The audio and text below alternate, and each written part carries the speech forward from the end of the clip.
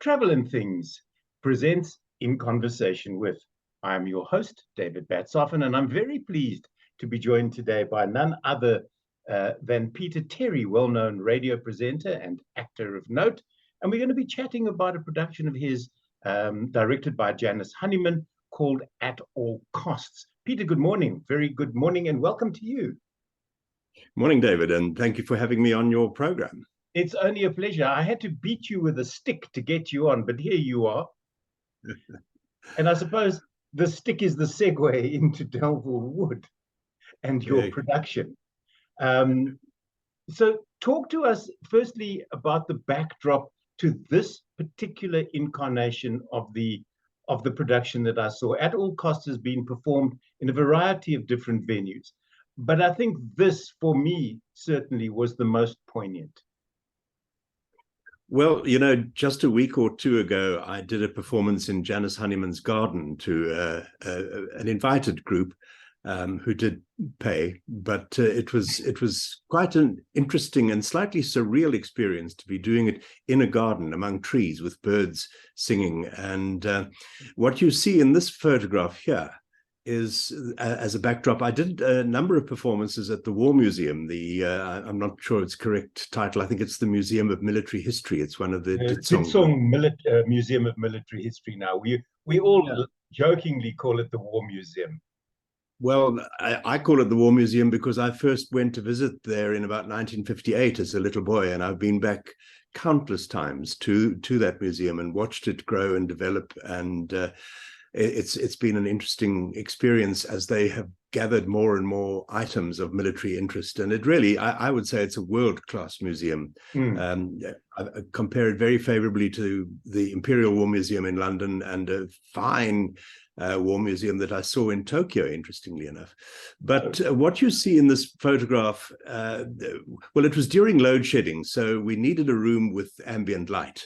So we couldn't use the auditorium, and we went upstairs to this room, which they call the Delville Wood room. And in a couple of glass cases, you'll find memorabilia and mementos from the wood itself, old rusty bayonets and helmets and bits of rifle and so on. But this backdrop is called the Sixth Day, which is the men coming out of the Delville Wood after the South Africans were relieved. And it's a bas relief, I think it's called, a frieze that is replicated in the actual monument to the South Africans in Delville Wood itself in France on the Somme, next to the village of Longueval. And it's a beautiful monument. I visited there in 2016, just 100 years after the battle. And it's a fantastic museum. And these friezes, this is just one of a number that are there, and it really is very moving. And you look at those men behind me coming out of the wood, absolutely shattered. And it turned into, obviously chronologically, inaccurate backdrop, because my play is set in the year 1970, and so it's chronologically inaccurate, and yet you, I think, as an audience member, were one of a number of people who commented on just how appropriate it was, in fact, for what I was doing. I do believe so, and I know that the audience was, to quote another actor, intimate, to say the least. And I always tend to sit up front because I feel that the people on stage deserve to have the front rows with bodies in them.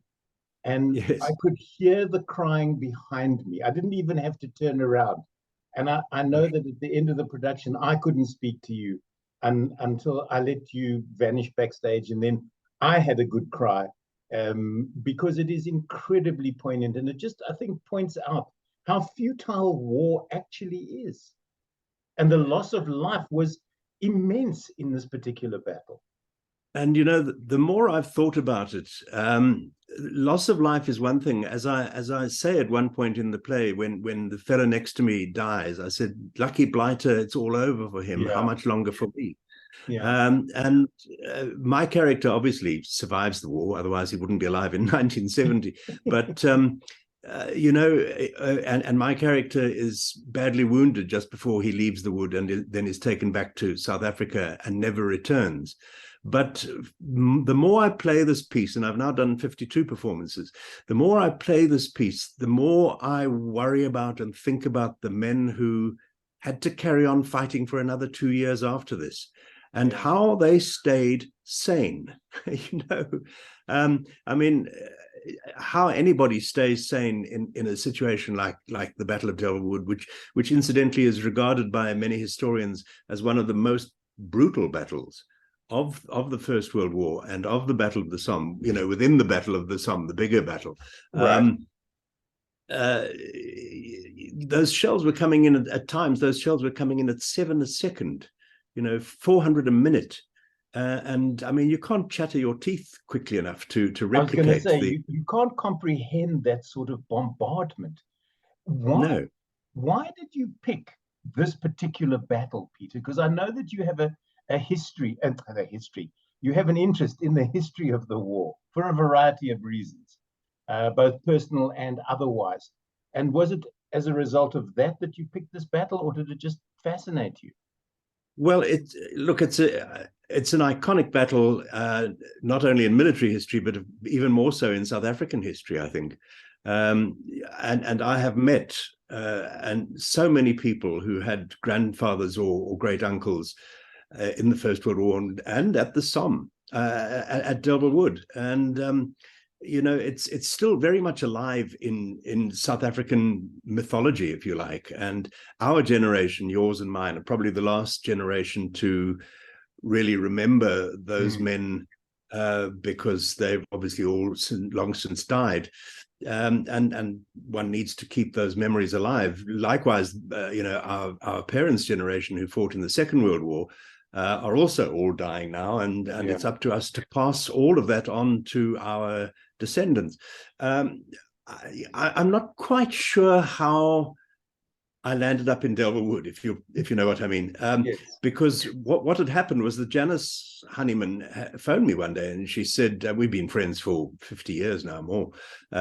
She said, I saw you saying on Facebook that you've got no work. Well, write something and I'll direct it, and we'll do a performance and see what happens. And so I set to thinking about it. She said maybe a composer or a poet, or a one-man play, and I set to thinking about it. And of course, it wasn't long before I came upon the First World War as an idea, because it is a huge interest of mine, and the poetry of the First World War is a big interest of mine. And I thought, well, what can I do? What can I do? And then I don't quite remember how I hit upon the idea of Delville Wood, other than that it is such a huge thing in South African life and history and even sort of folklore, you could almost call it.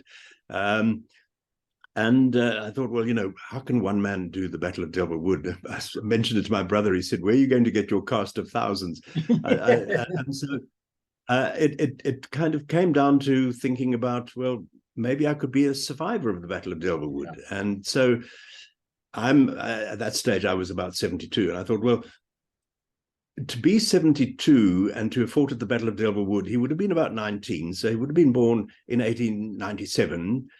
To be 19 in 1916, which means that when he's my age, it would be about 1970. Right. And it was in that thought process that I remembered something that was very special in my life, was that in the year 1970, I went on a tour of Europe organized by the Moths, the memorable Order of the Tin Hat. It was 25th year after the Second World War ended, 1970. So they had this 25th anniversary tour of battlefields and places of interest to their Moth members. And we went up Italy and all the way through Europe. And we went to Oberammergau for the Passion Play. And on that tour were men from the Second World War and quite a few men still from the First World War, with their wives and children and grandchildren and so on. And I thought, well, this is ideal. I'll place my character in that tour. Right. And I thought, well, he's going to be my fellow is not a warmonger. He was a 19-year-old kid who was deeply affected by what he saw, and his life was never the same afterwards. And I thought, well, make him someone who had spent the last 54 years between 1916 and 1970. Make him someone who has tried to block it out of his mind ever since, and reluctantly goes on this tour because his daughter kind of forces him into going, because she says it's something that his wife would have wanted. His wife died some years ago. And so reluctantly he goes, and then while he's in the wood, he starts to relive the battle minute by minute, because I thought, if I'm going to do a play about the Battle of Delville Wood, I've got to mention the battle. I've got to sort of you can't what happens in the battle, you know. Exactly. And you can't just did allude a lot to it in passing. Pardon? You can't just allude to it in passing. No, yes. Oh, like, and then we, like running through the Louvre. There's the yes. Mona Lisa. There's no time to stop, type of thing. Look and keep walking. So I did a lot of reading about the battle. I mean, I had obviously in the past read about it a lot, but not all of it sticks in one's mind. And so I was doing a lot of rereading of accounts of the battle, and I thought, you know, look, 54 years later, his memories are not going to be perfect. You know, he'll have forgotten stuff, or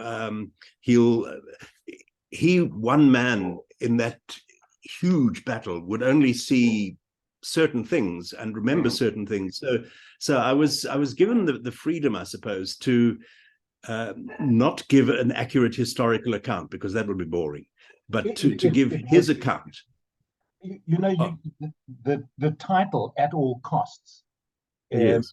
comes from the instruction that was given to the soldiers by their superiors, going, "We have to take this at all costs."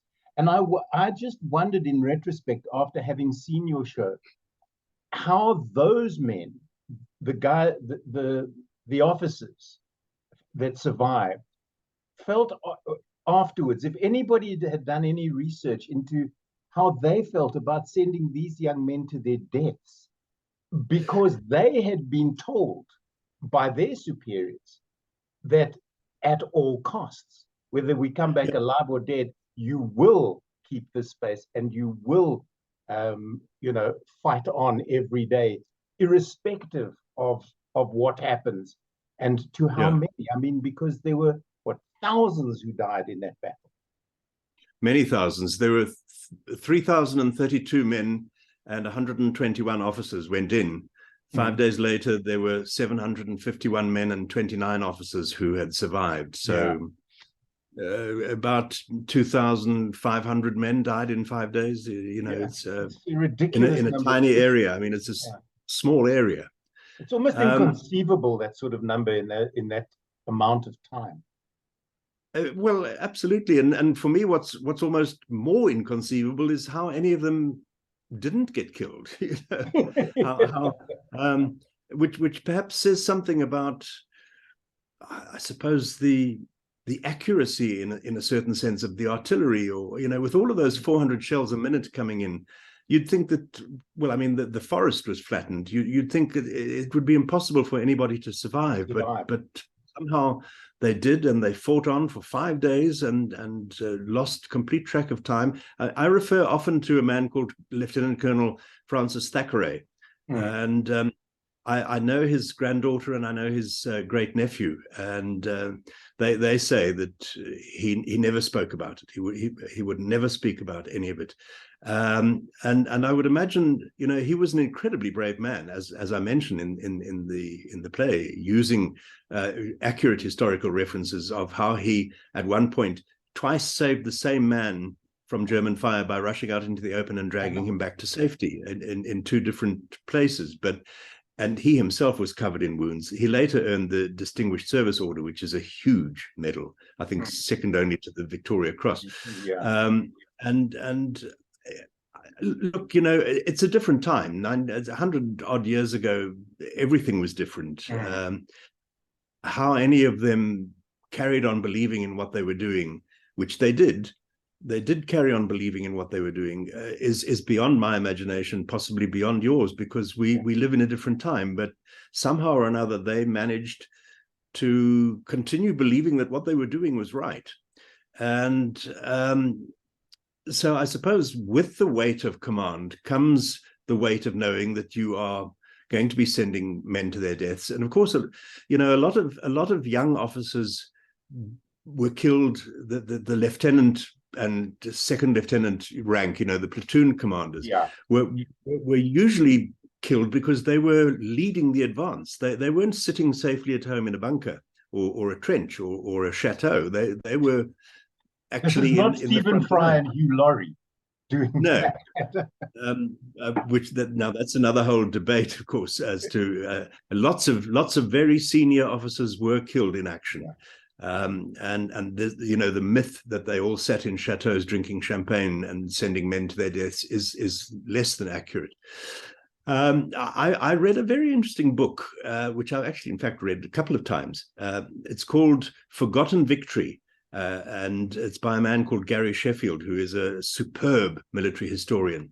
And and a number of his colleagues and contemporaries have set about revising the attitude that you and I grew up with, which was sort of mid-60s, very socialist, you know, lions led by donkeys, and the officers were sending the working class to their deaths. And he says that the war was not futile and was not pointless. He said it was tragic.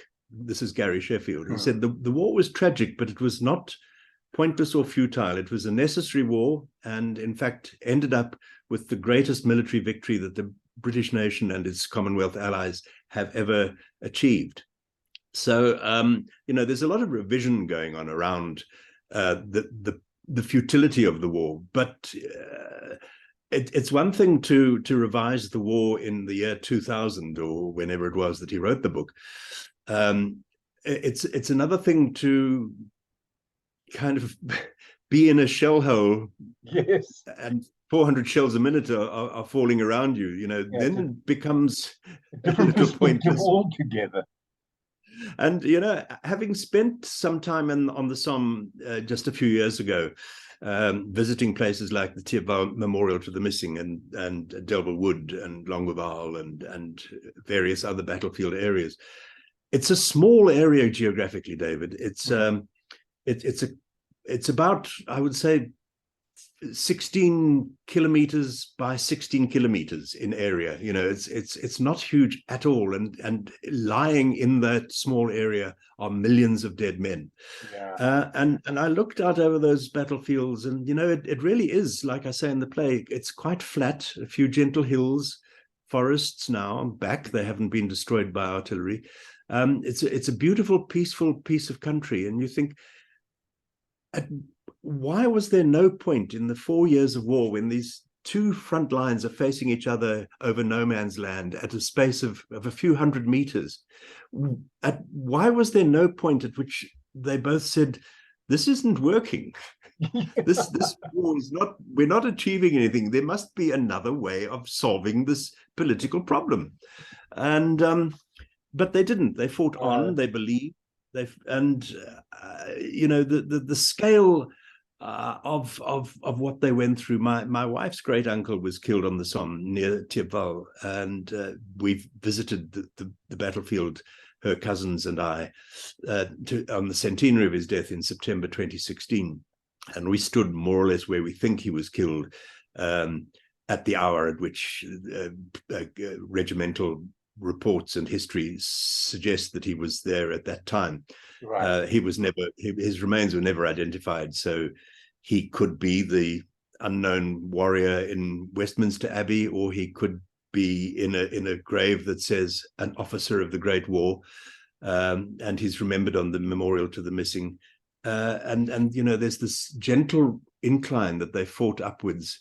And what he went through with those men dying like flies around him, and until he himself is eventually killed, 23 years old, you know. It's a total waste of a life. You never know what he might have been. If I could just go back to the War Museum for a moment, I know that when I saw the production, downstairs from where it took place is a plaque on a wall which has the name of one of the people that you mention in your production. Correct. A Jewish soldier by the name of Samuel Gluckman. And he is mentioned in the book that I was using mostly for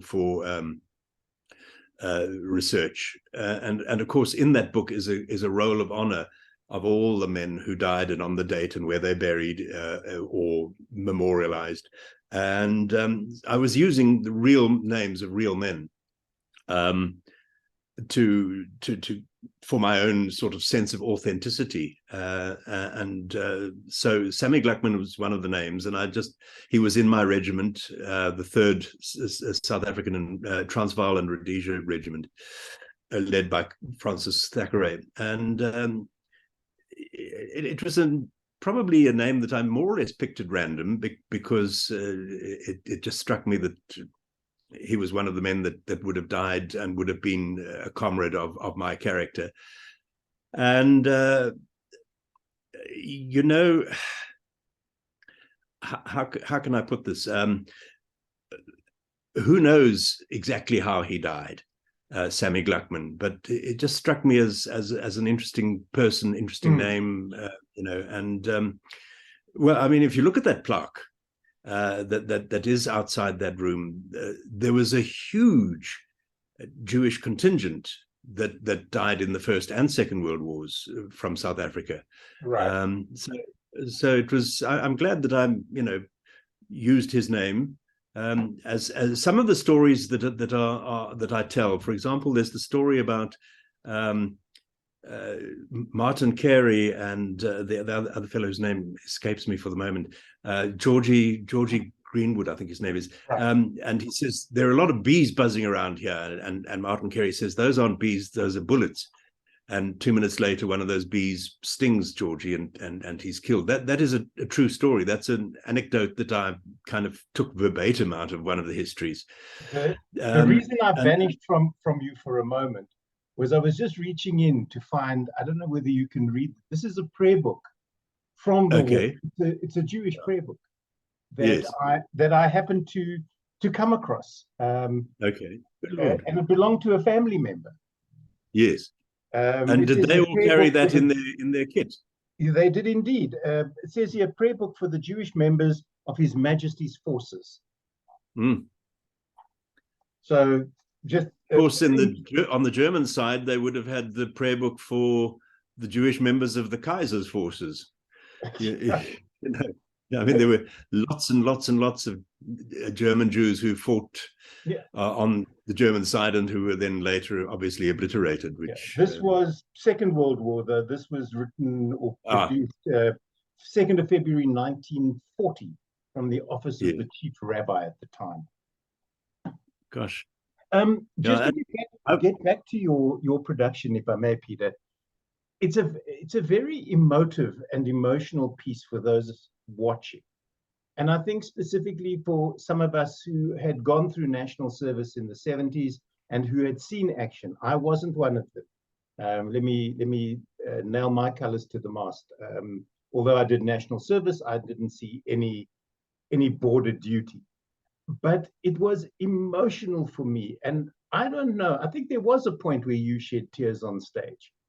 And how do you incorporate that, but at the same time remain in control? Because this production, if the day and the circumstance and the audience are right, you can end up sitting on that chair sobbing because the audience are being supportive or so immersive in your story. You know, it's been an interesting journey in the sense that I have found it a hugely emotional experience for myself, with emotions that in fact go too deep for tears in a funny way. And I'm as an actor, obviously one has to remain in control. But as I was saying to Janice not long ago, that I become a slightly different person when I'm in role. I mean, it's still me. It's not as if I kind of, like float away and any of that. Obviously, I've never been able to lose myself that completely in a performance that I forget that I'm me. Yeah.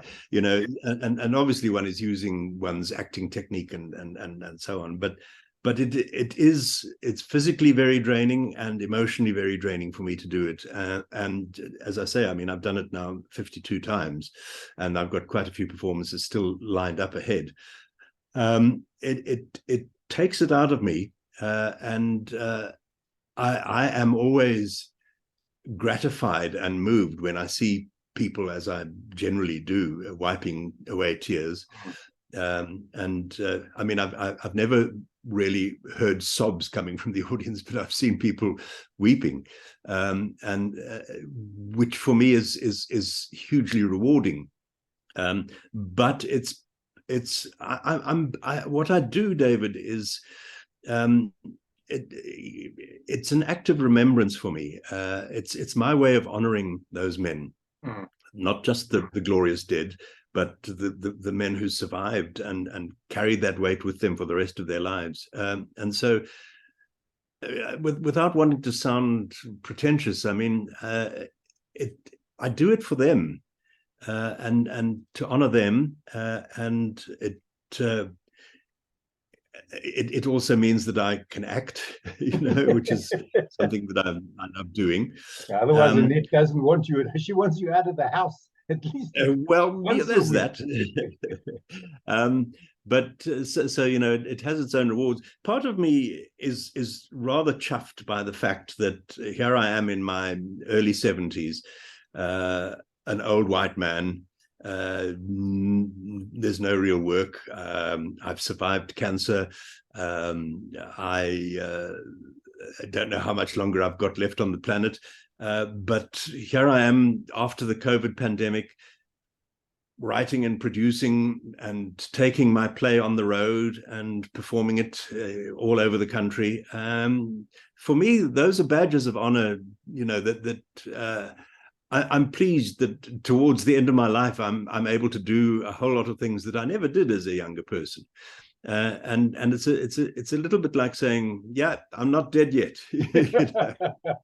And we're truly grateful, Peter, for people like yourself that have put the time and the effort, literally at all costs, to put this production together, because it can't be easy. And there's the loneliness of the long distance runner. There is also the loneliness of the one-man play, where you have, and in your case, you don't even have lighting or sound to back you up. It's just you on the stage with a chair and a whiteboard. End of story. I'll tell you, what does make it all worthwhile is the audience response. And touch wood, I have never had a performance where people weren't overwhelmed by it. Now, there was one performance. It was at the War Museum, and we didn't have big audiences at the War Museum, as you know. But I don't mind whether I play to 200 people or in this case it was two old ladies on a I think a Tuesday afternoon or something, and the one old dear fell asleep. So, well, it was your mellifluous tones. Of course it was, and the summer afternoon. That out of it, yeah. But as I say, I mean, the sorry to interrupt you, but I mean it's that incredible response that I've had from audiences that has made all of it worthwhile. And the long lonely travels from down to Grahamstown to Cape Town and back, all by my little old self, with my set, which you saw in that first performance. I mean, there's a chair and a little side table and a map and an easel and a carpet. That's my my production budget was 165 Rand. I bought the chair at the hospice shop, and I bought two old shirts and a cut glass at a Tok 8 shop, and kind of that was it. It can be literally at all costs, or virtually. Carbootproductions.com. Just as a matter of interest, Peter, where to next? with the production as we come I up towards the end of our chat? Okay, I've got a couple of performances lined up in down in Hawick and Pietermaritzburg, and at the Moth Hall in Pietermaritzburg on the Delville Wood weekend, which I'm rather thrilled about, and a couple of other retirement villages in that area. And then I've got one here at Waterfall in late July. I'm hoping to get into the Red Hill Festival. I think they call it the Red Festival or the Red Fest. Yeah. And Janice and I are shooting for the stars. We hope to get it to the UK later this year. Well, that would be Janice, wonderful for both of you. It would. Janice knows people, and she knows people who know people, you know, and so she's busy trying to arrange some venues with people that she knows, important people she knows, and it would be wonderful if we could get to the UK for 2 or 3 or 4 performances. There's a possible video in the pipeline because a lot of people in other countries are begging for it. And I think it could make an interesting video. Obviously, it would be different from the stage play because that's not a movie, you know. No. As you would know immediately from having seen it. But so there's a possible video, and well, I'll just keep doing it as long as people keep asking. I've tried selling it to schools, had very little response because the performances I have done at schools have gone extremely well. Right. And because the grade 8s in particular are studying it, the First World War. And it's gone down very well with them. But I think schools are a bit like the Titanic. You know, you can't change tack quickly. And for example, my daughter's school, which shall remain nameless, but I mean, I said, can't I come to your school? She said, Dad, we've got, you know, financial issues here. It's not that easy. So I do understand that schools might find it difficult,